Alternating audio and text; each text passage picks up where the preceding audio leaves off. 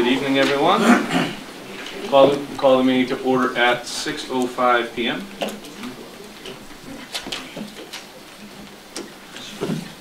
Okay, first item on the agenda is public comment. Is there any public comment? Please come forward, state your name and address for the record, and please stop.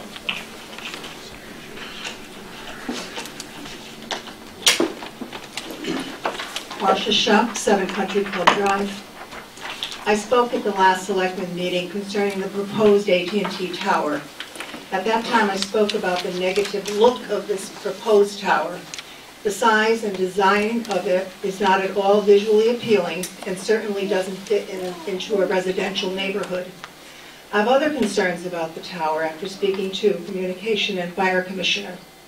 The first time this AT&T proposal was mentioned, according to minutes of Communications and Selectmen's meeting, was in mid-November and early December.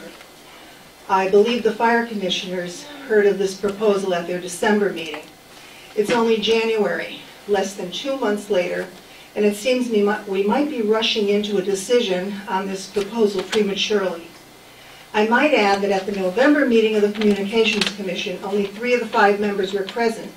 And at the Fire Commission meeting, the vote was 3-2 in favor of this proposal. This doesn't seem to be a mandate in favor of it. I feel there's more time is needed to be spent looking for alternative sites for this tower, or even in determining if it's really necessary. The firehouse was an easy decision to make, as it's where the tower is now located. But is this really in the best interest of all involved? I understand the need for communications between emergency personnel in the town, but it appears that the Oxford and Matthews towers are fulfilling these needs. Has anyone considered the effect the tower would have on the neighbors or neighborhood? It seems that $18,000 a year is not worth the negative impact this tower will have on the neighborhood. It certainly appears to be a great deal for AT&T at the expense of the neighbors. But I would certainly hope and expect that the interests of the neighbors would take precedence over the interests of a private company. I'm asking you to not vote in favor of this proposal, and I'm quite confident that if this tower was proposed in any of your front or backyards, you'd be voting against it. Thank you. Thank you. Is there any other public comment? Please come forward, state your name and address for the record.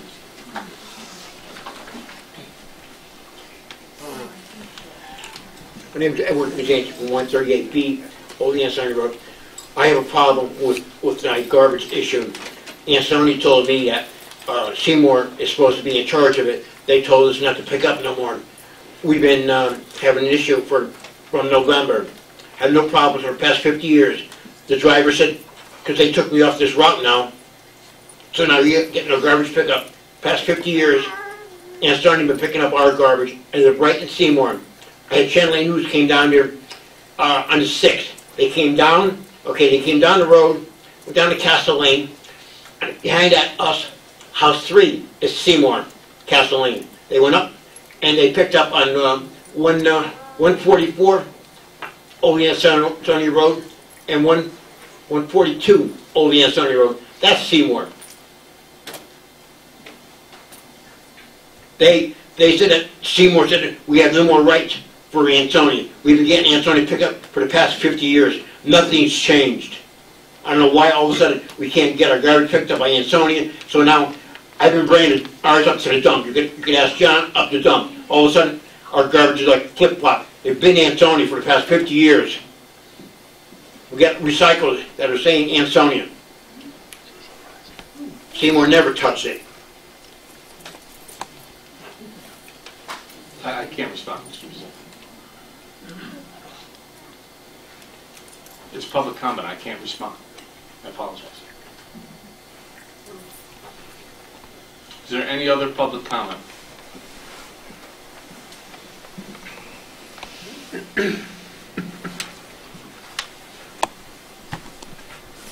My name is Tom Bennett. I live over on 4 Fairway Lane. My yard abuts the back of the fire department. I'm here to speak on the proposed cell phone tower that AT&T is talking about putting up in the back there.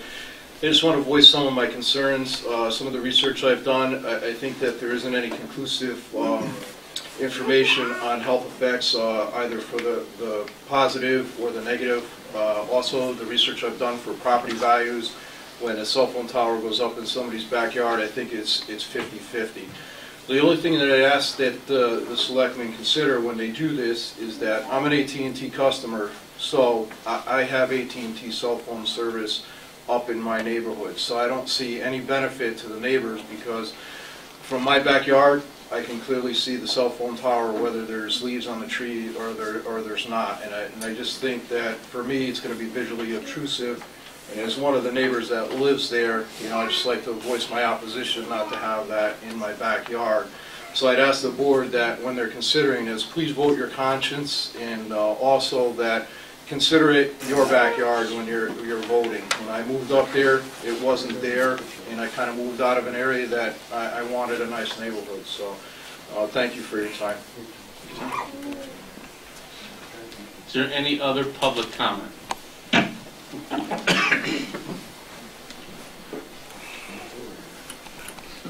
Good evening. My name is Vanessa Rose. I live on 5 Agellos Farm Road, approximately a half a mile away from the proposed tower site. First, I'd like to state that I am opposed to the proposed tower.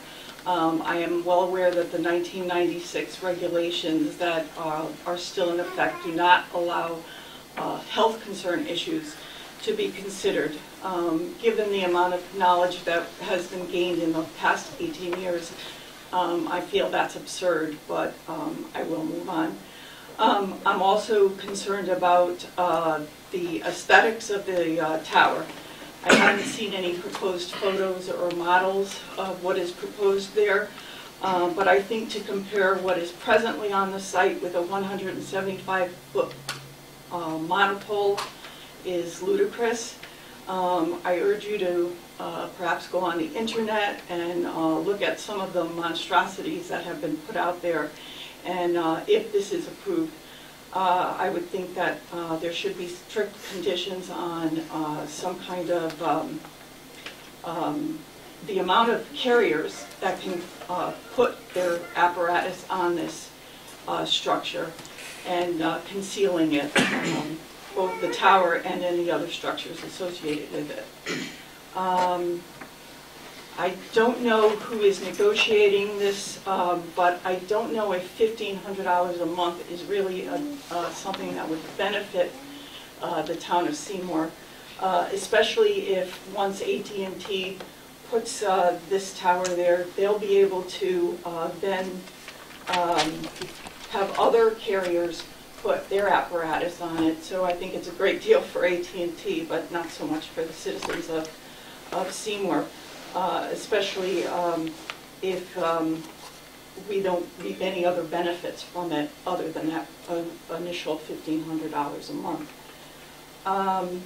Finally, it's my understanding, and I'm not sure if this is correct, that wireless carriers that are required to list all adverse effects of installing a tower on a particular site. And I don't know if that has been done in this case. It's my understanding that if there are enough adverse effects to a particular area, that that's grounds for denying the request. So I urge you to look into that also. And finally, the other issue is I'm not sure who is negotiating this deal on behalf of AT&T. If it's AT&T themselves, or what is called a subcontracted site acquisition consultant, and I think it behooves the town to determine who's actually negotiating for AT&T.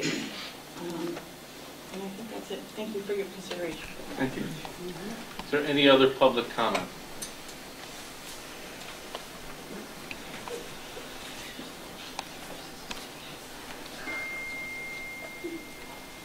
Ed Chuck, 7 Country Club Drive.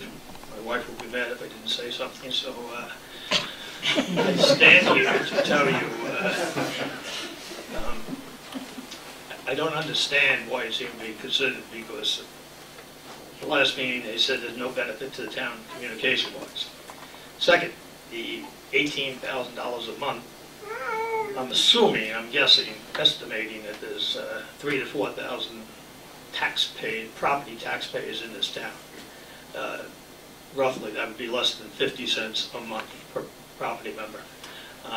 So we're not saving any money. And finally, because there was some speculation about what it would look like, I drove around and I looked at three. I looked at Beacon Falls, I looked at Oxford, and I looked down in Ansonia. I'm not certain which one this will look like, but none of them are very pretty, and none of them would fit into a neighborhood. But I will tell you that, and you probably know this, Beacon Falls and Oxford made the wise decision not to have them in a residential neighborhood. I don't have to, you should not have to remind the selectmen that you're here to represent us, and in essence to take care of us. And this is not a benefit to the neighborhood, and frankly I don't see any neighborhood getting placed in. So I urge you to vote against it. Okay. Is there any other public comment?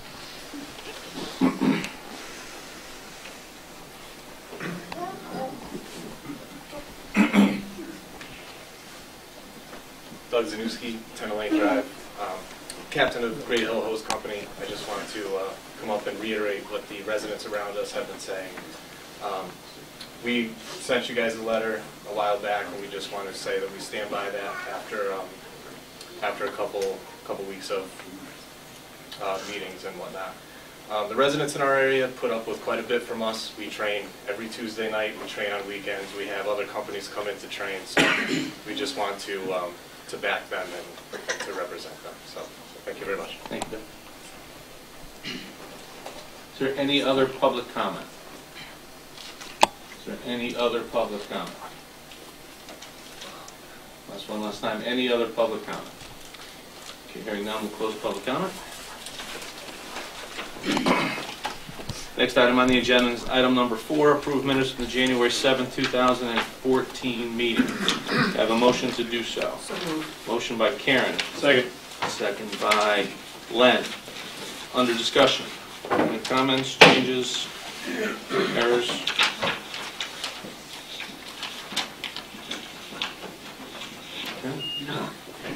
Well, good. Len? Okay. Hearing no changes, all in favor? Aye. Opposed? Abstained? Chair votes aye, motion passes 4-0. There will be no first selectmen's report tonight. Item number 6, we'll move right into this because this is important. Presentation of certificates of appreciation for first responders. On March 2nd, 2013, Jim McDougal fell down a flight of stairs in his home. He sustained very serious injuries. Seymour's first responders, including police, fire, and ambulance, all arrived quickly and acted in their usual professional manner. Because of these actions, Mr. McDougal was able to respond quicker to treatment and is on his way to a full recovery.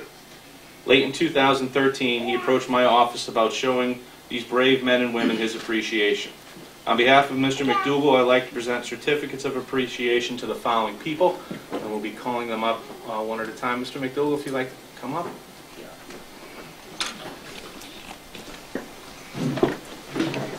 I gotta say, this accident changed my life. I've lost so much. I'm blind in one eye, broke my neck and my back, got 31 facial and skull fractures.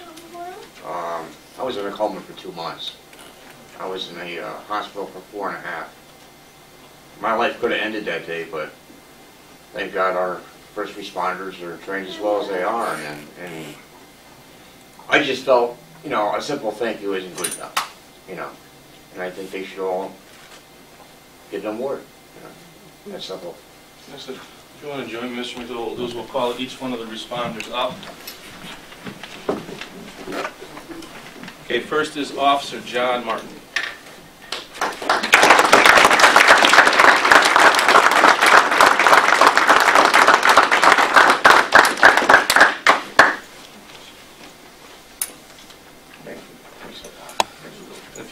If everyone can stay, we're going to take one picture, nice picture with Mr. McDougal. Next, Officer Elise Holland.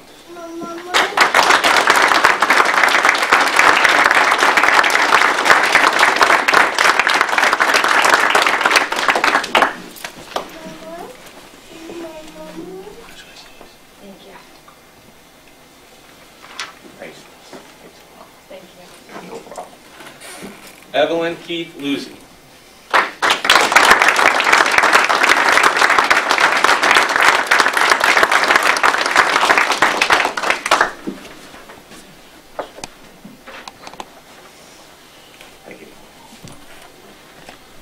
Peter Cuniff.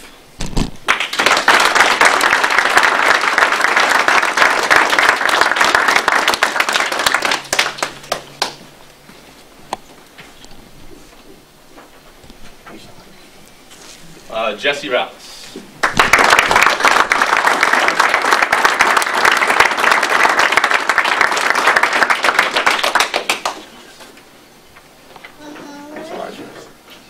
Also to be mentioned and honored, but unable to be here tonight, Officer Sergio Desiderato and Michael Tominelli. So.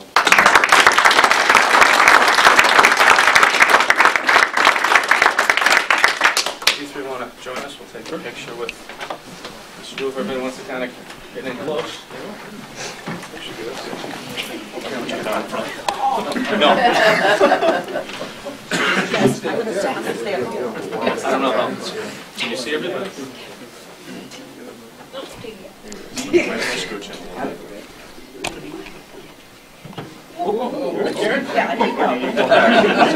First responders here. Exactly. We got all those responders here.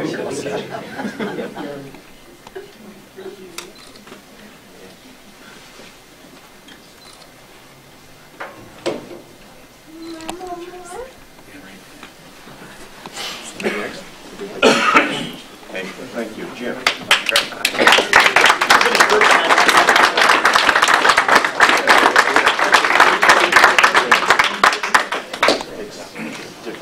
Receiving it, you know. Thank you, Jim. I'm going to find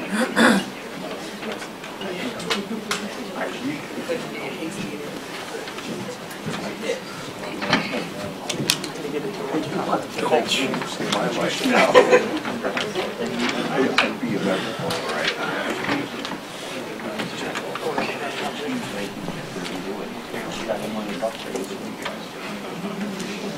Just seeing you here is all for you. Yeah, well, it's good to be alive for more. You know, I mean, can't wait to check them off. Thanks a lot. I really appreciate it.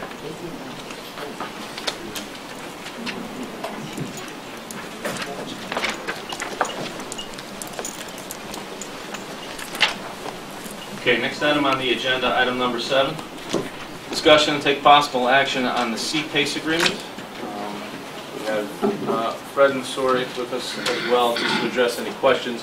We had a presentation at our last meeting. Everybody received packets of information. I didn't get any questions for everyone, so I think everyone's probably comfortable at this point. So if we want to move forward, we need to go through a resolution, which I'll read, if everyone's okay with that. It says, whereas Section 157 of Public Act Number 12-2 of the June 12, 2012 special session of the Connecticut General Assembly established a program known as the Commercial Property Assessed Clean Energy C-PACE program to facilitate loan financing for clean energy improvements to commercial properties by utilizing a state or local assessment mechanism to provide security for the repayment of the loans. And whereas the Act authorizes the Clean Energy Finance and Investment Authority, a public instrumentality and political subdivision of the state charged with implementing the C-PACE program on behalf of the state, to enter into written agreement with participating municipalities pursuant to which the municipality may agree to assess, collect, remit, and assign benefits assessments to the authority in return for energy improvements for benefited property owners within the municipality and for costs reasonably incurred by the municipality in performing such duties. And whereas the Commercial Property Assessed Clean Energy Agreement between the Town of Seymour, Connecticut and the authority is attached hereto, constitutes the written agreement authorized by the Act. Now therefore be it resolved that A, that we, the Board of Selectmen, constituting the legislative body of the Town of Seymour, Connecticut, hereby approves the C-PACE agreement, and B, that W. Kurt Miller, First Selectman, is hereby authorized and directed on behalf of the town to execute and deliver the C-PACE agreement substantially in the form attached to this resolution for the purposes provided therein, together with such other documents as he or she may deem determined to be necessary and appropriate to evidence, secure, and otherwise complete the CPACE agreement. Can I have a motion to approve the resolution as presented? So moved. Motion by Len, second by Paul. Is there any discussion? Rich, any comments you'd like to have? No, I think it's a wonderful program. Hearing none, all in favor? Aye. Opposed? Abstained? Chair votes aye, motion passes 4-0. Next item on the agenda, item number 8, discussion take possible action on agreement between the Town of Seymour and DeCarlo and Dahl Incorporated for consulting engineering services for the design of Rimmon Street reclamation and drainage improvement survey, preliminary design, and final design, including soils. As you know, Rimmon Street is going to be completely redone. The project will be starting, it's projected to start in 2015.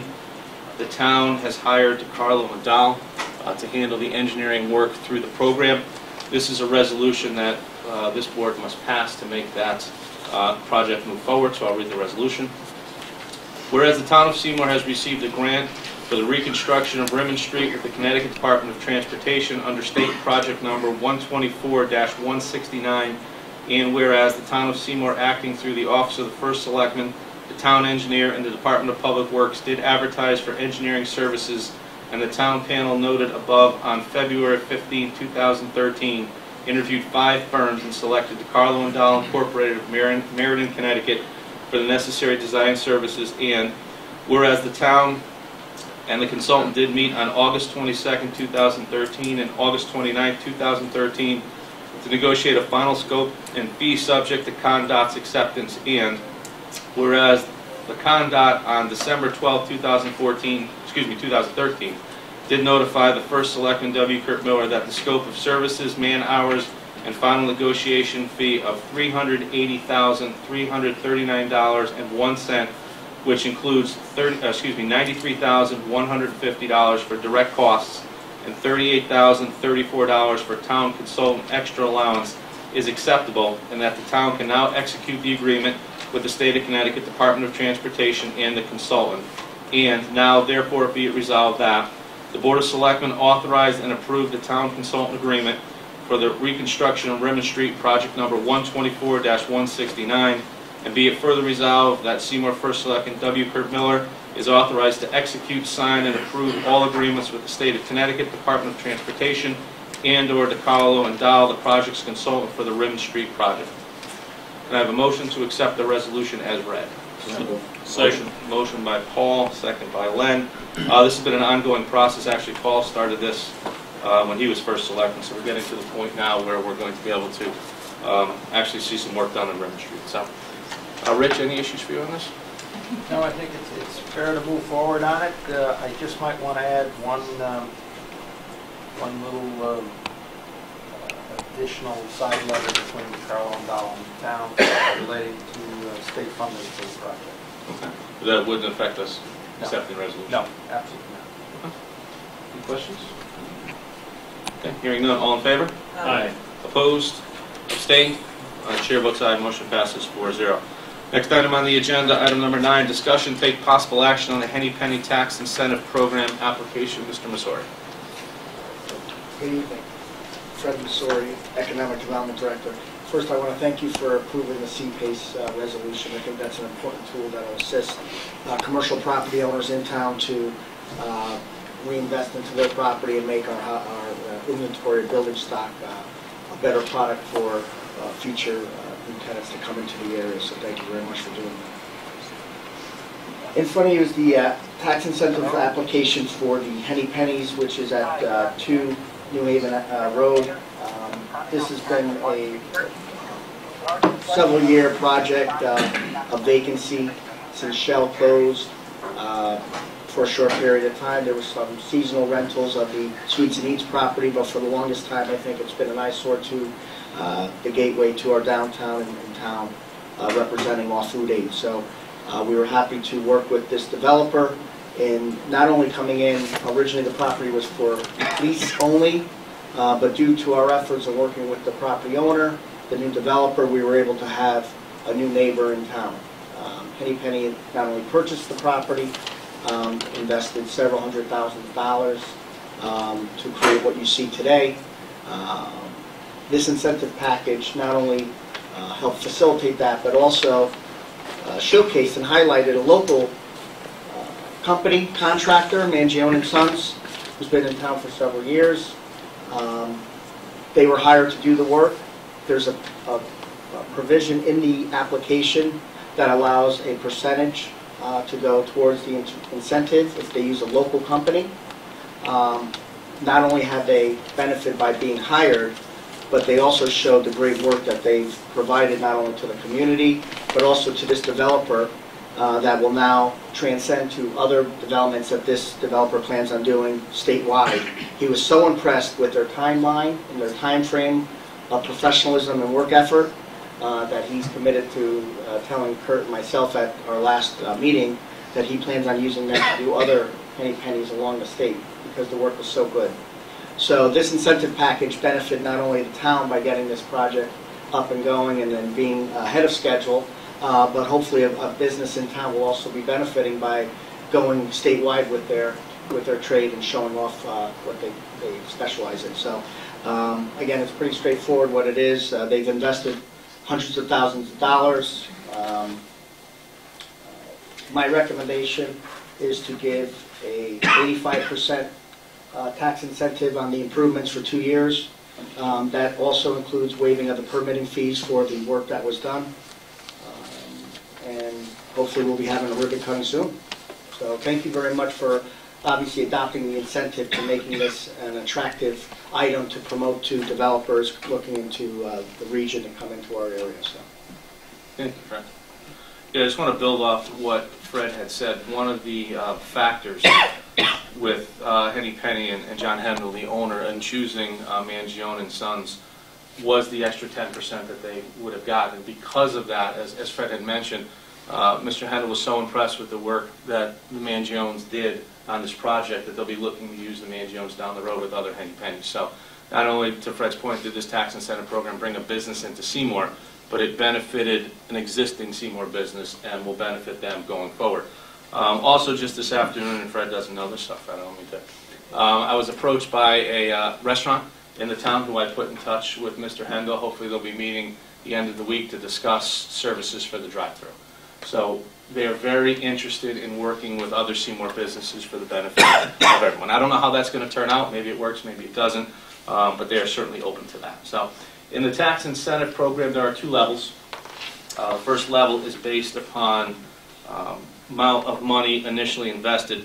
To date, they have spent $553,280, which qualifies them for Tier 2.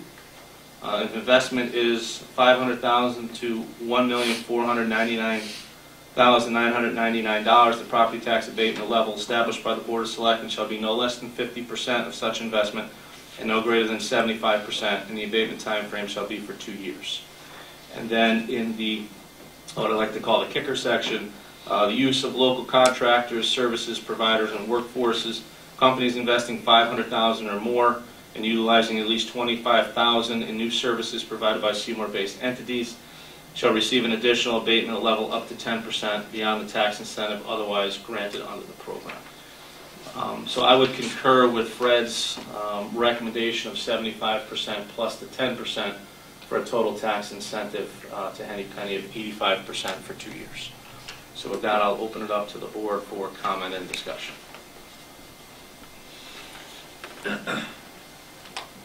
So everyone's comfortable? Well, yeah, I'd like to say good work on all this this front. This was a spot that everybody in town's been looking forward to seeing get cleaned up and put into good use. Mm-hmm. Good job by everybody. I was impressed how quickly they did it. Yeah, yeah. Every day there was a change. Yeah. I thought it was going to be held up because of the asphalt being laid down, and somebody had said, when's it going to open? And I said, probably springtime because of the asphalt. And I said, what are you talking about? The asphalt is in, and we had talked to John, and John said, Mangione got a window of 3 or 4 days. He called him up, said, I want to put the asphalt down, and boom, the asphalt went down. So, and if I could just please. interrupt. There was also an issue with DOT, and I want to thank the legislators that assisted us, and also the various state agencies that assisted us, because there was a traffic light issue that was outdated for decades, and without that being worked out, this deal would have fell apart because it wasn't feasible. So I want to just publicly say that to extend to not only locally but also regionally and on the state level. Karen, Len, anything you want to? No, I'm just impressed with the progress. Yeah, I mean, it's good. In speaking with Mr. Henny, he hopes to have the facility itself open in the next probably 2 to 3 weeks. The drive-through will not be open until spring. More work needs to be done on that, and with the cold weather, it's something that they just can't complete. But the convenience store and gas station should be open. Kurt, on a related note, I noticed today coming down Route 8, just prior to exit 22, there's a really old sign that says phone, gas, but the gas has been taken off of the sign. And food, you know those signs that alert you that if you get off the next exit there are services? I think as soon as he opens the Henny Penny, we should ask the state to reapply the letters indicating that people can get gas. Absolutely. You said by exit 22? Before exit 22, as you're approaching exit 22, coming from the Ames Plaza. Okay, so north. We can certainly do that. Rich, any comments from you? No, I mean, we could put this together and bring back a finished agreement. It's a great use of your tax incentive program. Okay, so you need board approval. Yes, we do. Okay, at this point then I'll entertain a motion to provide to Hendel Seymour LLC, operating Henny Penny at 2 New Haven Road, Seymour, Connecticut, an 85% tax abatement for a length of time of 2 years. So moved. Motion by Karen. Second by Paul. Is there any discussion? All in favor? Aye. Opposed? Abstained? Chair votes aye. Motion passes 4-0. The other important thing I just want to also put that was in the application, that 3 new full-time jobs are going to be created and then 5 part-time jobs are going to be created. So it's also a job creation, which is very important to this economy. So I just want to stress that also. Okay, absolutely. Thank you very much. Thank you. Thank you, everyone. Okay, item number 10, discussion, take possible action on agreement for professional services by and between the Town of Seymour and TaxServ Capital Services, LLC. We have a resolution. Resolved that the Town of Seymour is hereby authorized to enter into an agreement with TaxServ Capital Services, LLC pertaining to the collection of various delinquent taxes and other receivables, and be it further resolved that W. Kurt Miller, First Selectman of the Town of Seymour, is hereby authorized to execute the agreement on behalf of the Town of Seymour and directed to execute and deliver any and all documents on behalf of the Board of Selectmen and to do and perform all acts and things which he deems necessary or appropriate to carry out the terms of such agreement, and that be it further resolved that the town clerk, if required, shall execute a certificate attesting to the adoption of such resolution. Can I have a motion to accept the resolution as read? So moved. Motion by Len, second by Karen. Just to give you a little background on this, was something that was worked out by Brian LeClaire in Richard's office and Dana Flock, our tax collector. This will improve our ability to collect delinquent taxes. It's a new system which we all think will work substantially better, be much better on the residents, and will also assist Dana and Sue in that office being a little bit more efficient. Rich, anything you'd like to add? No, I think it's a fair agreement, and other municipalities have used similar programs. If there's no comments, all in favor? Aye. Opposed? Abstained? The chair votes aye. Motion passes 4-0. Next item on the agenda, item number 11. Discussion, take possible action on Department of Public Works truck bid. You should all have a letter in your packets to the Board of Selectmen. It is the recommendation of the Public Works Board to accept the bid from Central Jeep Chrysler Dodge Mitsubishi Kia in the amount of $73,437 for the purchase of a Dodge 550 Mason dump truck with stainless steel side-in spreader and 9-foot Fisher snowplow, pending review and finalization of the purchase sales details with Town Council. Sincerely, Sean Walsh, Chairman of the Public Works Board. As part of the capital plan, we had put aside $90,000 for the purchase of a new Mason body dump truck. Through the diligence of the board, they're here, I'll let them speak in a minute, they were able to bring this in well under budget. So they are recommending that we go forward with, as I said, Central Jeep, Chrysler, Dodge, Mitsubishi, and Kia. Sean, is there anything you'd like to add, or Dennis? Any specific questions? Anyone have any questions? No? No. Okay. Okay, with that, I'll entertain a motion that the town of Seymour accept the bid of Central Jeep Chrysler Dodge Mitsubishi and Kia in an amount of $73,437 as recommended by the Board of Public Works. So moved. Motion by Len. Second. Second by Paul. Is there any discussion? All in favor? Aye. Opposed? Abstained? The chair votes aye. Motion passes 4-0. Next item on the agenda, item number 12, set public hearing for March 4th, 2014 at 6:30 p.m. to discuss the 2014 Small Cities Grants. Can I have a motion to set that meeting, please? So moved. Motion by Karen. Second. Second by Paul. Just under discussion, we'll have the meeting which will allow folks to come in and voice their opinions, concerns, and comments with regard to the Small Cities Grant application process for 2014. Dee, is there anything you'd like to add? Well, this year we're going to be applying for help for homeowners in town.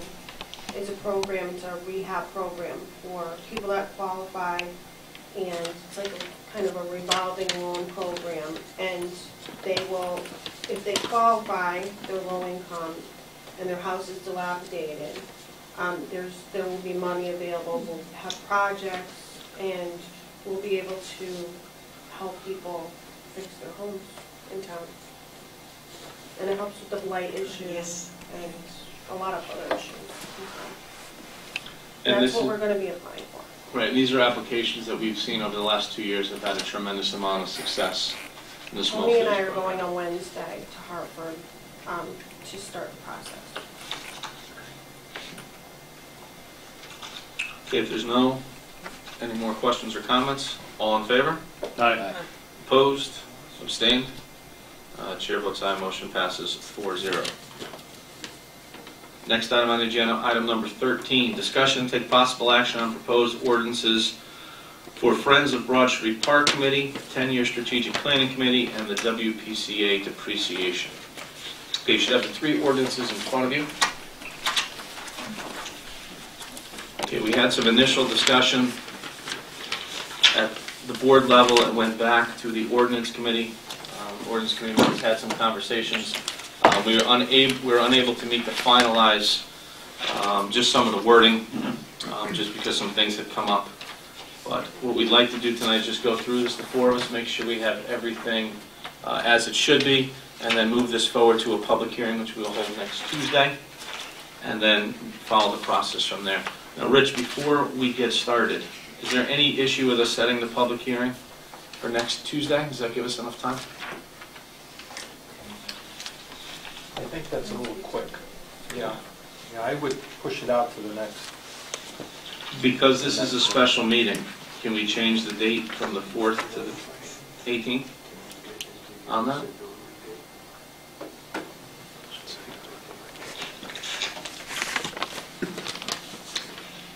Or would we just table that in on our meeting on the 4th? No, you're not adding something to the agenda, you're amending it. Just amending it. You're amending it, it's proper. You can amend something that's properly on the agenda for a special meeting. Okay. That's what you do. All right, so when we get there, we'll talk us through that. Okay, so we have 3 ordinances in front of us. Karen, I know that you said you had just 1 or 2 questions or changes, so is there a particular ordinance you wanted to start with? We can start there? Well, the Friends of the Park. Okay. I read this thoroughly several times. Is this the one you just got today? No, that's the one that I printed. Oh, look at the one you just got Oh, today, okay. because there was a few just changes that may have encompassed some of your questions or concerns. Okay, under D, duties, Mm-hmm. the original description that I got at the very end of paragraph B says, conclusions and recommendations as it determines appropriate and necessary. And I see that's, again, on the new one that I've got. I think it ought to be on a quarterly basis. It's public property. The town of Seymour owns it.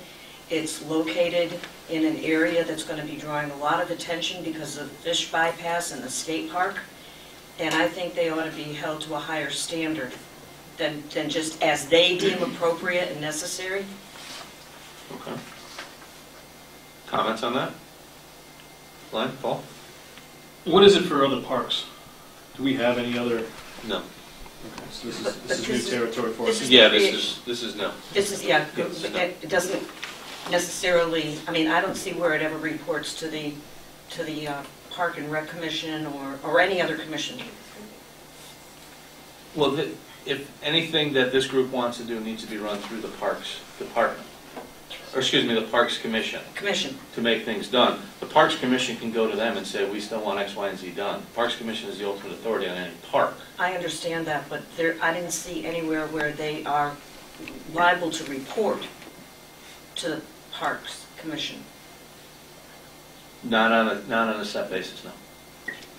But And are other parks reporting, or No. other programs reporting? But again, we've never had anything like this before. Right, right. So- Because the other parks are maintained by town employees, and these people are volunteers. Correct. Correct. So I think at least initially, it could always be changed, we ought to expect a report, at least in writing, every quarter. We have 4 seasons, they can file 4 reports. I don't have an issue with that. Rich, you see any issue with that? You could require quarterly reporting. To whom would you like the commission to report to? I think the Board report of would have, Selectmen? no, Or the Parks the Commission. Parks Commission. Parks Commission. Because the sentence before that states the commission shall be responsible for monitoring the condition of the Broad Street Park, making recommendations relating to Broad Street Park, including but not limited to the First Selectman, the Board of Selectmen, Public Works Department, and the Parks Commission. So we would then revise the second sentence, the commission shall report on its findings and conclusions and recommendations on no less than a quarterly basis to the Parks Commission. Does that work? Okay. And the only other thing I had is under fundraising. Okay. Third line down at the end of the, the beginning of the third sentence, all funds raised must be reported to the Finance Department on the town-approved forms, and I'd like to see it filed with the Board of Selectmen. We generally don't get involved in the finances. I mean, those reports would go to the Board of Finance as a regular course. And under FOI, is that something that we could get individually if that's what we want? Sure. Rich, I don't see why she could. Yes. Yeah, it's a Yeah, financial public document. documents. Yes, Yeah. I'm sorry. Okay. Yeah, Okay. absolutely. And again, that's more just to allow the Finance Department to keep track of money going in, money Right. going out. Right. So there's and Al, correct me if I'm wrong, you're back there, it's the same process they use now. They fill out forms to get money in and money out. Yes, but the form that we use right now, I don't know whether you're gonna make us change it or what. Right now, we have checks made out to the town of Seymour, Broad Street Park, Mm-hmm. okay? Now, on the form, it also say, I don't have the form with me, but everything that we do, the purchasing, we do it through upstairs. Mm-hmm. We get a purchase order, we've Correct. always done it. All right? I think there was only something like 3 exceptions where we didn't have a purchase order. All right? And that was because it happened, you have a long weekend on a Thursday, Friday, Saturday, and Sunday. We were trying to get the job going. But we use your purchase orders, and then all monies are deposited here. Mm-hmm. So there's no other outside account or anything. You people keep track of what is turned in and what bricks are sold and whatnot. Correct, Finance Office. Yeah, so we're just putting it to paper, and we'll tighten the process up a little bit, just by ordinance. And they are using town-approved forms? Yes. Okay. Yes. Okay, I'm good. We just wanted to make sure that it was clear that they didn't have the ability just to take money out whenever they wanted. Right. But more importantly, for fundraising needs to be approved in advance. So they just can't decide on a random Tuesday they're going to have a bake sale and not tell anybody and show up with, $27. It all has to be approved in advance by Doc. Anything else with the Broad Street Park Commission? No? with either the Strategic Planning Commission or the Water Pollution Control Authority annual budget depreciation expense. Everybody comfortable with those? Yep. Okay. Okay, so Rich, you can make that change for the Broad Street Park, and you send it out to everybody Email it, tomorrow? yeah. When do you want to set the public hearing? We will, You need at least 10 days. Let's see. we'll do it for the 18th, February? Notice the time, please. You should be given at least 10 calendar days in advance by publication in newspaper having substantial circulation in the town.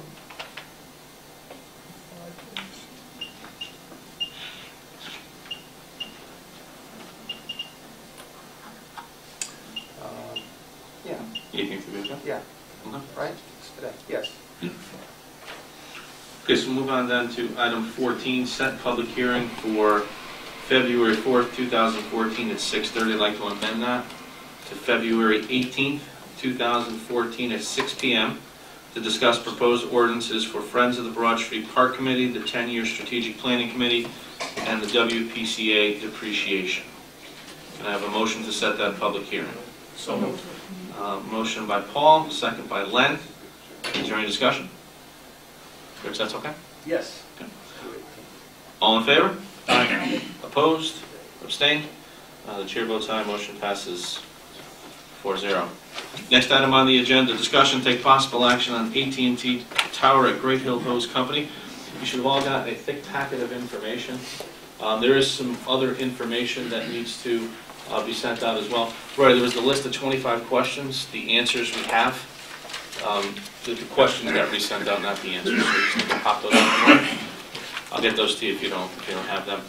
And then also, Cuddy Fetter, which is the attorneys who represent AT&T, sent a packet also to try to answer as many questions as they possibly could. So that is there for your review.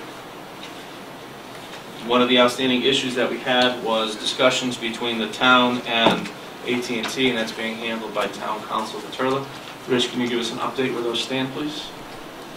We have a substantial amount of work to do before I'm prepared to report back.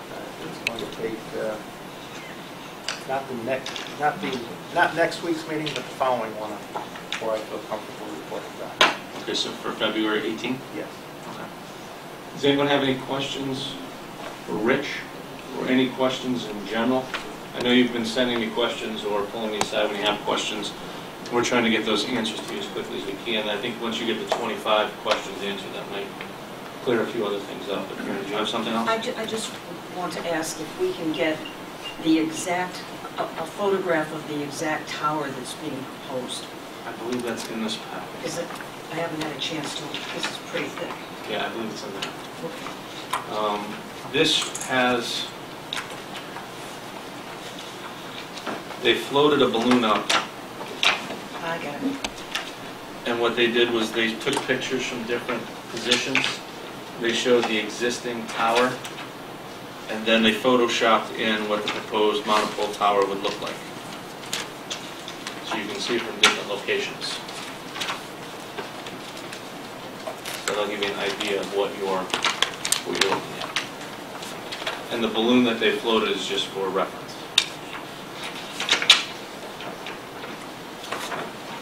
So you'll be able to see the exact impact on different residents from different angles. Now, in this photograph, this looks to me very much like the tower that's down by John J. Sullivan's multi-betting by Nolan Field. I believe so, yes. It's the same tower. Very similar, yes. I don't know, I don't remember exactly what it looks like. Well, I'm looking at this photograph. No, I don't know what the one that John J. Sullivan's looks like. Oh, I'm sorry. It's very similar to the one, if you're driving up 67 behind, across from the mini golf place. Oh. There's a tower there, it's very similar to that. That tower has substantially more, I guess, crow's nests at the top than this one does. I believe that one has 3. I noticed it for the first time a week or two ago, just driving up through Oxford.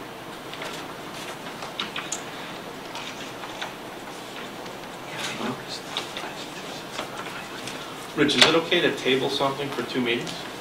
we do that now? Yes. So we would have to put it on the agenda for the 4th? No. All right, since Rich is not... Yeah, many times things are tabled and they stay on a lot longer than 2 weeks. Oh, no, understood. I just don't want to have to redo it again on the 4th. That's fair.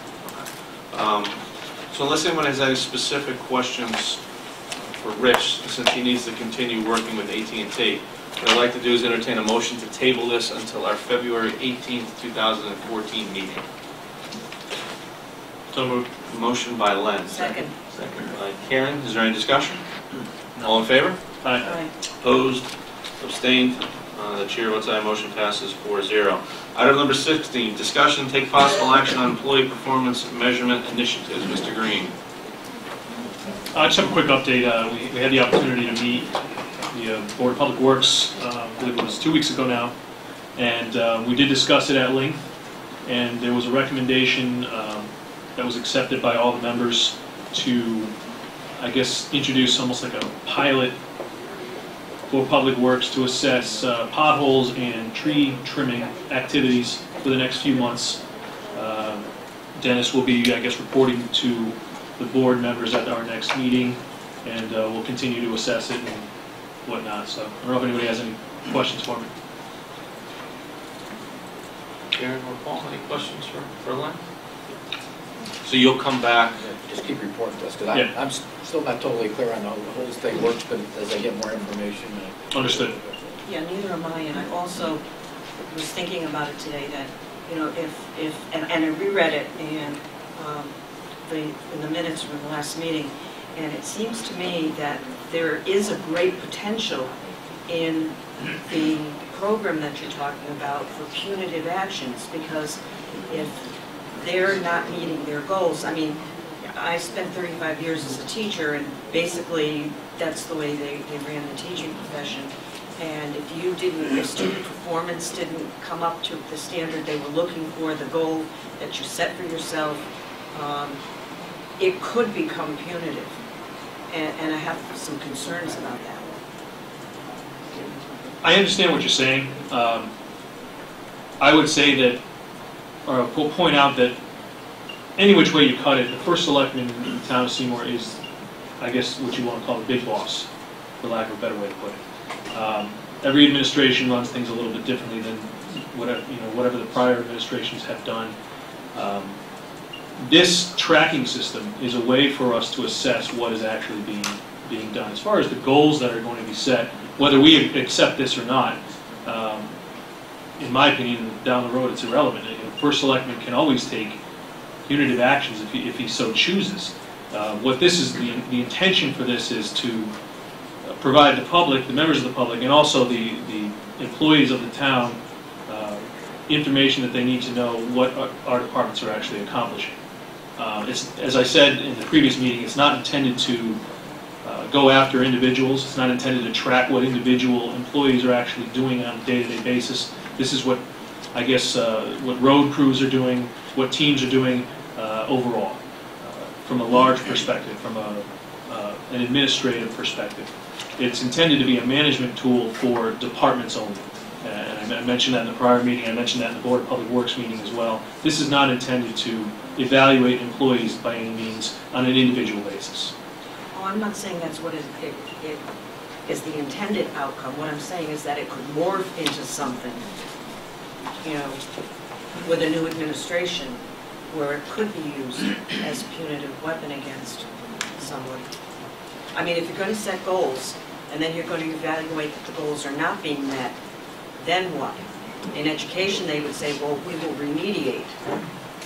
Well, I don't know how much training you have in public works, but... I'm an expert. Okay. Very quickly. That's right. Though he won't let me drive a truck. Well, no, actually, you know, I think it's a little bit different because, and you guys correct me if I'm wrong, and Sean, I'll let you jump in a second. These goals are going to be determined with the management of Public Works. So it's not going to just be 400 potholes need to be done, and here, Dennis, good luck. Where I think sometimes as a teacher, you kind of get that. Where you really don't have a say in it, but you need to execute here for whatever reason was determined by someone else someplace else. This is going to be a little bit different where management is going to have a say in it, and conversations will be had, so we'll know all along this is our goal, and when I meet with Dennis, I mean, we talk just about every day, we'll be able to have those conversations. When he's meeting with Tony, they'll know. So I absolutely understand what you're saying, but our goal is to keep it from being punitive. And I don't think it would ever translate down to the staff themselves.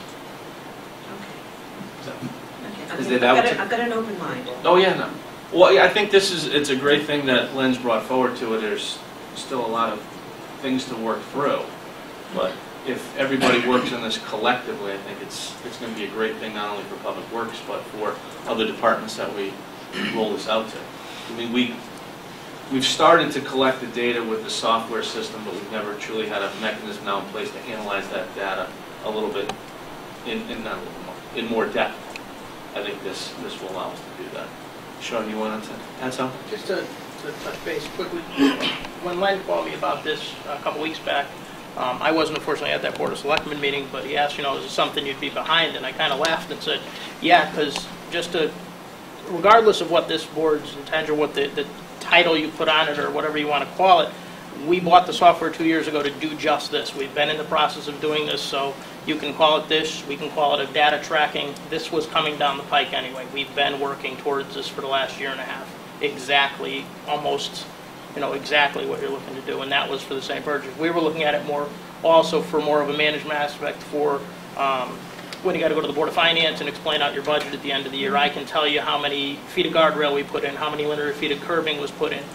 So the software is all there. We had purchased it already to do this. So the attention, I'm also was concerned because when anything comes down from the top, I look at it from a municipal employee point of view. What's the intention? Are they out to get us? That wasn't our intention, and as long as I'm on the board, that I'll keep that from happening. But like you said, this was going to happen anyway. It's something we were working towards, and it's more. They said we can count how many basins we did. We can look at it now. We're trying to put together a pavement program for the next 5 years. We can look at what road, Robert Street. We can look next year and say, okay, we fixed 25 potholes on Robert Street in 1 year. That's a road we have to go at and look at possibly top coating. Yet, the other side of town, we know we didn't do any potholes on that one, so that's not a road we have to analyze too much. So there's more goals in that respect than any concern with using it to penalize employees. So, like I said, regardless of what title you put on it, this is something we've been trying to do for a management aspect anyway, for purchasing equipment, for going after the road work, for going after what areas of town we have water problems, drainage issues, which ones the basins clog up faster. So we know that when there's a storm, okay, we know on Lynn Terrace there's a basin that we have to clean every 2 weeks. That was more the intention. And I believe, if I understand correctly, what their intention is the same thing. It's not for, there's no intention for any kind of use for personnel. And like you said, as long as I'm there, I will do my best to keep that from happening. One question, and I had Rose's question before too. Has there been discussion with the employees about what you're doing with all this stuff? Because my point is that I believe you need buy-in from the employees themselves too, so they understand that it's not punitive.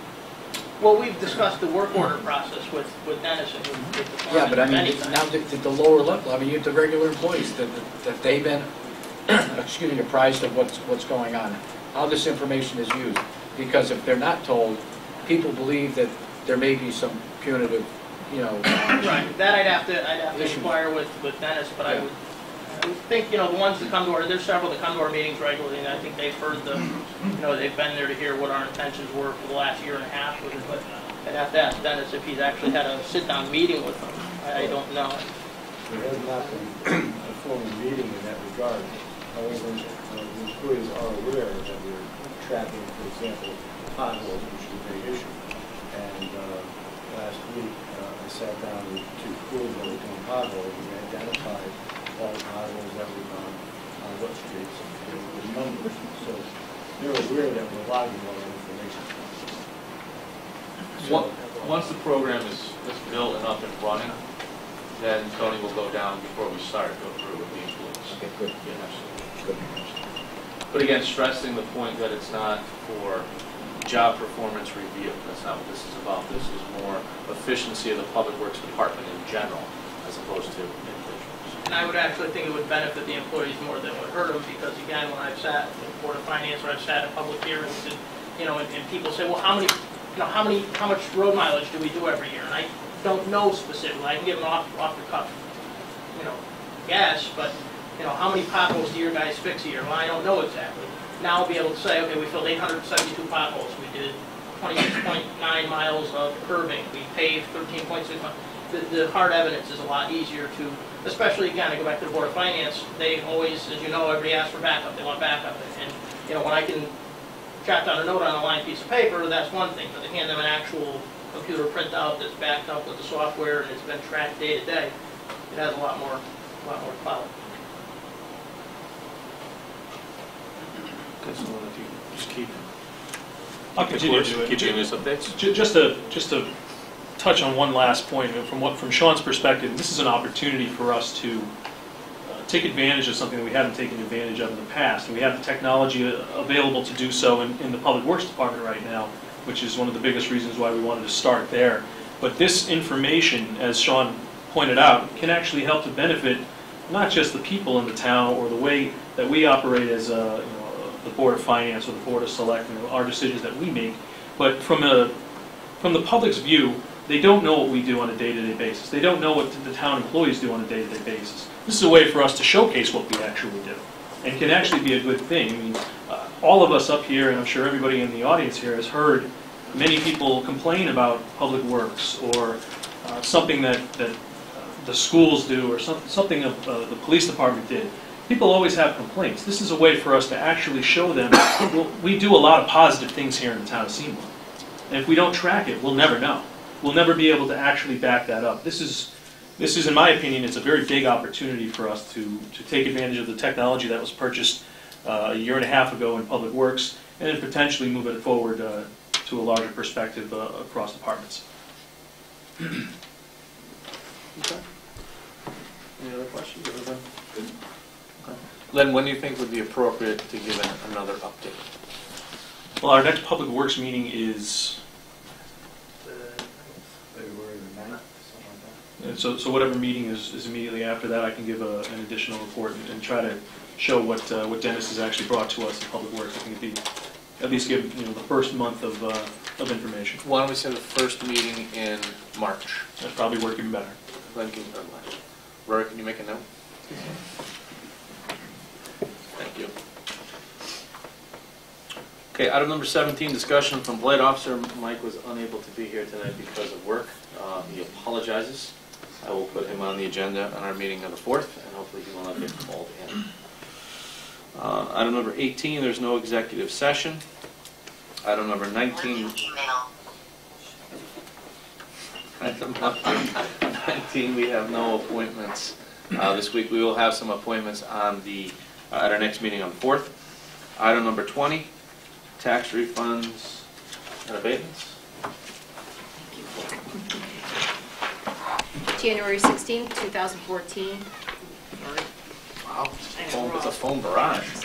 The following overpayments of tax payments in total of $4,686.97 need to be approved for refund in accordance with provisions of Section 12-129 of the Connecticut General Statutes. Dated at Seymour, the 16th day of January 2014, Dana Flack, Tax Office. Okay, can I have a motion to accept the tax collector's report as presented? So moved.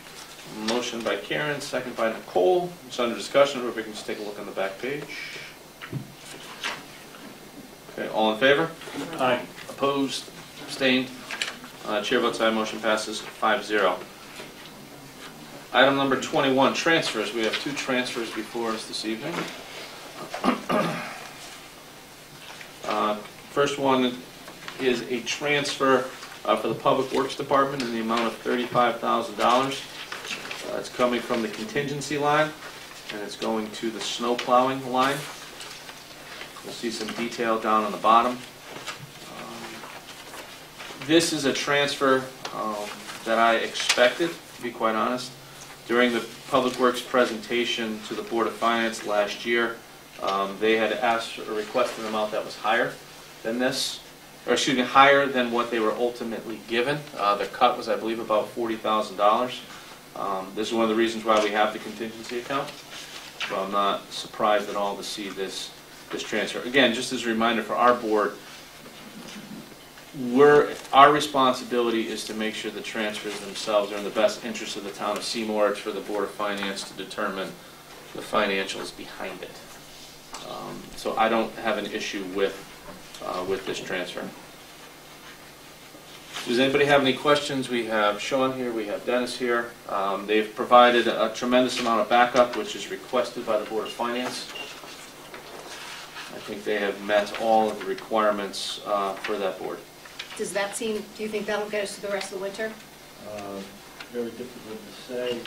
And if we have a normal rest of our winter? Well, it looks like we're going to be okay for at least the next week or so. Thanks, Dennis. February could be a bad month. March is questionable. What we're requesting here, $35,000, is basically 400 tons of salt. That could get us through, depending on the type of storm it is, that could get us through 3 storms. So hopefully we won't get too much after that. We still have some sand salt mix left. We've been using some of that up, but we probably only have about 75 tons of that left right now. So the inventories are low. Are there any other questions for Dennis or Sean? Okay, at this point, then I'll entertain a motion to approve the transfer of $35,000 from contingency to the Public Works snow plowing account. So moved. Motion by Len, second by Nicole. Is there any discussion? All in favor? Aye. Aye. Opposed? Abstained? The chair votes aye. Motion passes 5-0. The next transfer, and I don't believe Tom is here. Tom is with his mom, who is ill. So I'll do the best I can to explain through all this. This is a transfer for $6,643 for purchase professional services, and again, you can see this is going to pay the remaining Northwest Connecticut Public Safety Communications Center, which is our emergency communications services. Some cuts were made to this. Again, this is another budget that the request was higher than what was budgeted. It was kind of a wait-and-see type thing. The money's going to be moved out of 2 lines, $3,143 out of the building department regular employees line, and $3,500 out of the regular employee elderly services line for the total amount of $6,643. Are there any questions on this? I assume that money is because the employees left those departments? Yes. Between the building inspectors and, okay. With the building inspector, when they both retired, when both our building inspector and our assistant building inspector retired, we replaced them. We got some temporary coverage from the Oxford building inspector, right. And we paid him for that. We've now since hired Jim Baldwin to be our building inspector. We have kept a relationship with Gordon from, with Mr. Gramellini from Oxford to assist as well. He comes in as needed on times that Jim can't keep up with the workload. So we're actually saving money in that line item, so this is allowing us to cover that. The elderly services, we had an employee retire, as you know, back in the fall. We have not replaced that position as of yet. We expect to be doing so, but as of now, we have not. Thank you. Also in your packet, and I'm not sure how it was attached, but you see the minutes of the special budget deliberation meeting from Monday, May 13, 2013. So you can see where some of this was discussed. Okay, if there's no other questions or comments, I'd like to entertain a motion to approve the transfer of $6,643 to the purchase services line coming from regular employees building department, $3,143, and regular employees elderly services, $3,500. Have a motion to do so. Motion by Nicole. Second. Second by Paul. Is there any discussion? All in favor? Aye. Opposed? Abstained? Chair votes aye. Motion passes 5-0. Next item on the agenda, item number 22, correspondence. You have a few things in correspondence. First is a report from Carrie Strout of Veolia Water, who manages the WPCA plant for us. I'm going to hold off on having Carrie come in and give a final report to us in public because, as you know, there are some still outstanding questions. The police department is working on that, and I'd rather save that conversation until the police have completed the work that they need to do on that. But I at least wanted to pass along the type incident report to you so you all have that. And then also there is a letter to us from Dennis Rosen, Public Works Director, regarding the transfer station. So we will be addressing that issue as well. Okay, item number 23, public comment. Is there any public comments?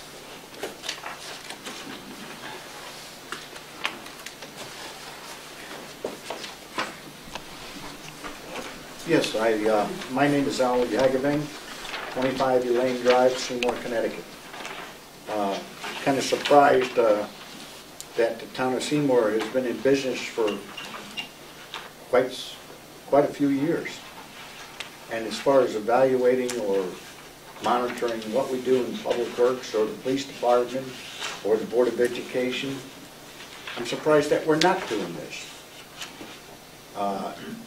As a taxpayer, I'm really surprised, okay? And I'll give you some examples. I worked for the government. I worked for manufacturing in the town of Seymour. I worked for a number of outfits. And we were always monitored what we do, how we do it, how long it takes to do it, because that, when we put in for a budget for a department, we had to show not only what we wanted to do investment-wise, we had to show where we were saving money. I would have thought we were doing this all along, but apparently we're not. So I think it behooves us to jump on the program that Mr. Walsh condensed that we already have in the system, in the computers. I think it's a great idea. If you're not doing it, you should have been doing it. And I don't just blame this board here. We should have been doing it before. Okay? Now, as to the higher standard of the parks, I believe we're the only park in Seymour, the Broad Street Park, that was built all by volunteers. No one got paid for doing any work down there. And we only received a total of approximately $20,000 in grants. We raised over $40,000 ourselves, the committee. A higher standard compares to what? Are we on the same system as what you would like to implement? Maybe we should be.